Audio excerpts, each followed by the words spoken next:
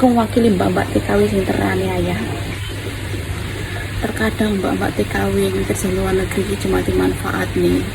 Ora konco, ora dulur, ora keluarga. Wis ngono kuwi dimanfaatne duite sing akeh-akeh iki kebanyakan ngono kuwi. Nah, aku secara pribadi loh izin jenenge tembung duit yang pekerja wanita ini. Kerja di TKW ini negeri wong ini izin mergo aku dhewe ngrasakne piye pengorbanane jadi TKW kerja orang ngerti wayah ndas ke sikil gendas ngono kadang lek temu duit ora dikei disatroni dipegeli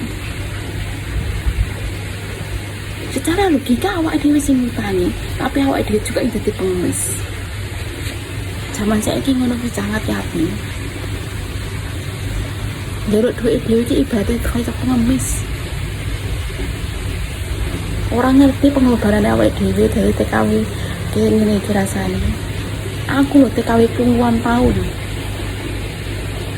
Aku mewakili mbak-mbak TKW sing terane ayah.